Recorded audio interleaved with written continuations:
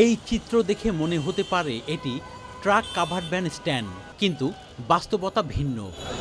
তেজগাঁওয়ে সড়কের ওপর এভাবেই বছরের পর বছর রাখা হচ্ছে ট্রাক, পিকআপ আর কাভার্ড ভ্যান। অধিকাংশ জায়গা দখল করায় শুরু হয়েছে সড়ক। এ কারণে তেজগাঁও সহ আশপাশের এলাকায় যানজট লেগেই থাকে। 20 টাকার ভাড়া লইছি, 1-1.5 ঘন্টা কাটতে গেছে। ট্রাক ডবল করে রাখিয়া আমাদের 12টা আমাদের প্রত্যেক দিন আমার 3 ঘন্টা 4 ঘন্টা সময় যায় এই ফালতু কয়েকটা টাকার লেগা। সন্ধ্যার পরে আর পার্কিংয়ে চালাই, রাস্তায় গাড়ি চালানো যায় না। গ্যারেজ কি রাস্তা নাকি, এটা দেখার মতন কেউ নাই মনে হচ্ছে। চালকরা বলছেন স্থায়ী জায়গা না থাকায় যেখানে সেখানে তাদের গাড়ি রাখতে হচ্ছে। প্রাইভেট আসবো বা বড় গাড়ি আসবে, এখন আসতে পারতেছে না। আমাদের সমস্যার কারণে আমরা এখানে রাখতেছি।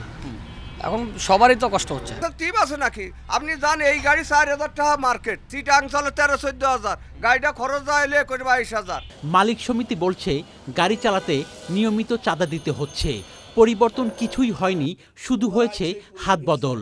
আমাদের বিআরটিএ আর পুলিশ প্রশাসন আমার মনে হয় তারা দুজনই একদল। ষোড়রোগা শুরিকর, গৃহস্থগত হোক। আপনি কারণ যান যাত্রে এক গাড়িতে মাল লইয়া 300-400 টাকা দেওয়া লাগে। এই যে তেলকেটেও দিয়ে দেখবেন গাড়ি রাখে টাকা দেওয়া লাগে। আমরা খালি হাত বদ দিয়েছি তো। এভাবে যানবাহন রাখায় বিজি প্রেসের মতো গুরুত্বপূর্ণ স্থাপনা নিরাপত্তাহীনতায় পড়েছে। কর্তৃপক্ষ এই নিয়ে ক্যামেরার সামনে কথা বলতে না চাইলেও জানিয়েছে ট্রাফিক বিভাগ ও সিটি কর্পোরেশনকে একাধিকবার চিঠি দেওয়া হয়েছে।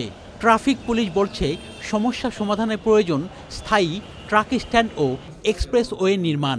মাল্টি স্টোরি ট্রাক স্ট্যান্ড নির্মাণ, পাশাপাশি যে ট্রাকগুলো রাত্রে এসে ঢাকা শহরে মাল পণ্য আনলোড করে ফিরে যেতে পারছে না, তাদেরকে দিনের বেলায় ফিরে যাওয়ার ব্যবস্থা করে যদি দেওয়া যায় তাহলে এই সমস্যার সমাধান হবে। ট্রাক স্ট্যান্ড নির্মাণের সম্প্রতি তেজগাঁওয়ে টিএনটির প্রায় 5 একর জায়গা সিটি কর্পোরেশনকে হস্তান্তর করা হয়েছে।